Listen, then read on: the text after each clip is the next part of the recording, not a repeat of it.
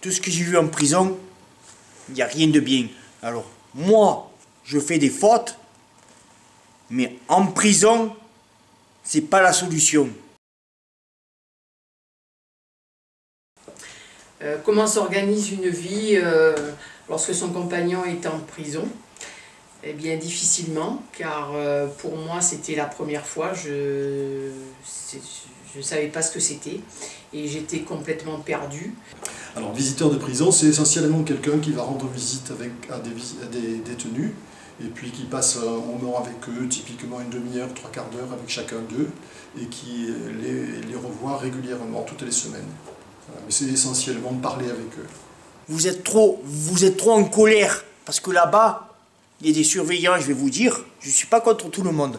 Les surveillants, il y a des surveillants, ils sont humains, très gentils, ils vous aident, ils sont là pour vous. Mais les autres, l'autre partie de surveillants, c'est même pas des êtres humains. Ils vous laissent crever. Moi j'ai été malade, 3 jours en cellule, à vomir, dans mon parterre, sur le parterre, et personne m'a aidé. On m'a laissé crever. Vous voyez ce que je veux dire? J'ai un détenu qui avait avec lui dans sa cellule un type qui était pas très bien quoi, dans ses baskets.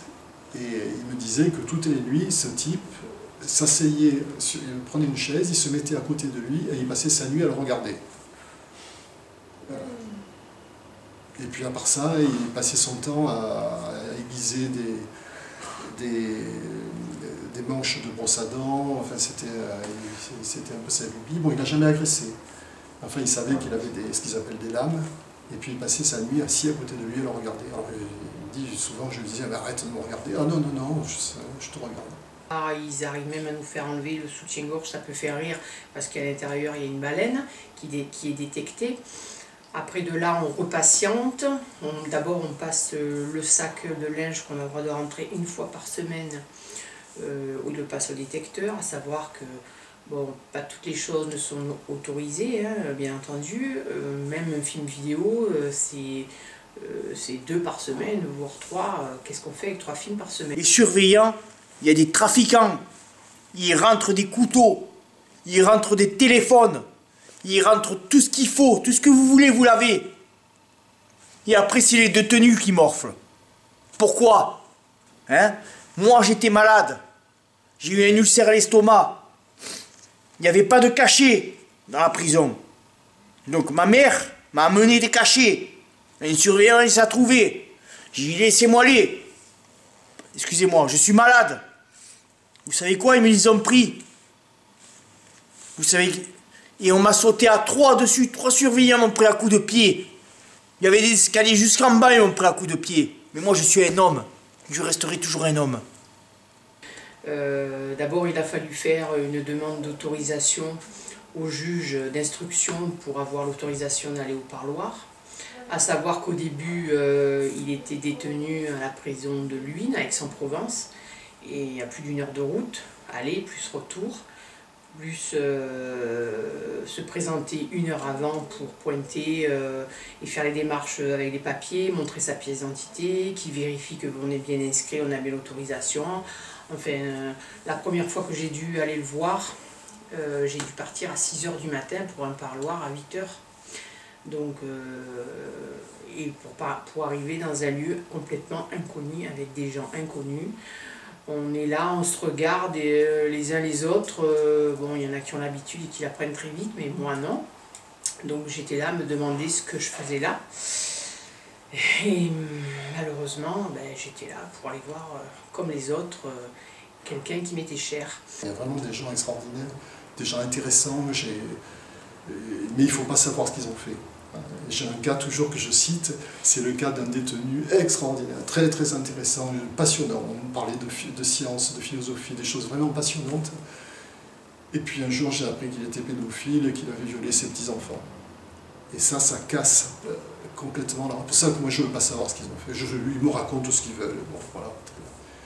Mais après c'est difficile. On a voulu me mettre à 3 en cellule, alors que la loi, c'est 1 personne par cellule. On voulait me mettre par terre sur un matelas. J'ai refusé. Qu'est-ce qu'on a fait?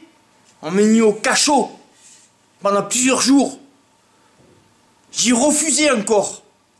On est revenu me chercher 4 jours après au cachot. Pourtant, j'étais pas en tort. Je suis dans mes droits. J'ai le droit d'être seul en cellule. J'ai refusé de redescendre.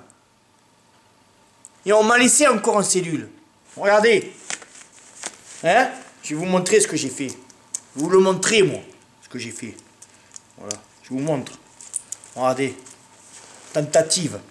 Tentative de suicide. Là, ça se voit plus, mais je me suis pendu.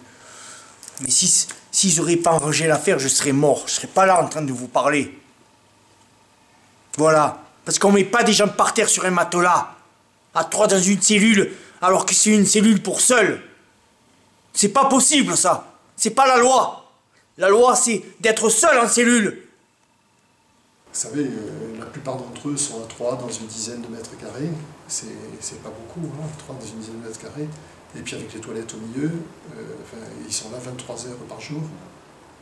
Et puis les 2 autres, bon, ça peut être n'importe qui. Et en fait, on rentre tous dans des boxes, d'où on nous et après on nous enferme dedans, hein, bien entendu, que le détenu ne puisse pas ressortir avec nous de l'autre côté. Et donc c'est un box avec 2 portes, hein. Une porte pour la personne qui vient voir et une porte pour le détenu qui arrive dans l'autre sens.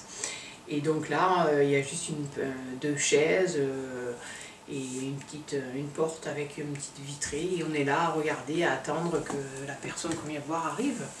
Donc forcément, pour moi, ça a été une grande émotion. Et pour lui aussi, des pleurs, des pardons, tout un tas de choses profondes et dures.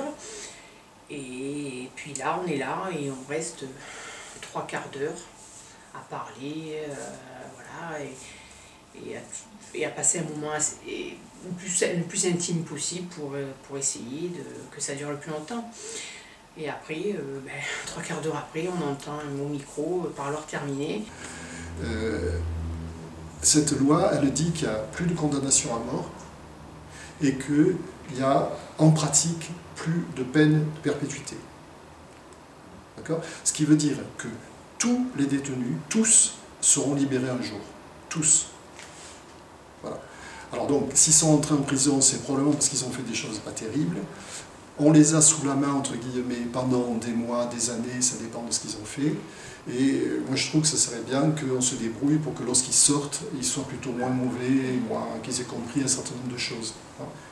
Donc c'est une des raisons pour laquelle j'ai voulu m'investir là-dedans, c'est que je trouve qu'il faut vraiment faire en sorte que ces détenus qui sortiront tous un jour, lorsqu'ils sortent, soient un peu mieux. Et c'est pas tellement le cas actuellement. Bon, vous savez, tout le monde le dit, en prison on apprend à dealer, on apprend la drogue, on apprend l'islam radical, on apprend des tas de choses comme ça. Je sais qu'il faut faire quelque chose, mais il faut que quelqu'un trouve une solution. Parce que quand on va en prison et qu'on sort de prison, la haine, elle est dans votre corps.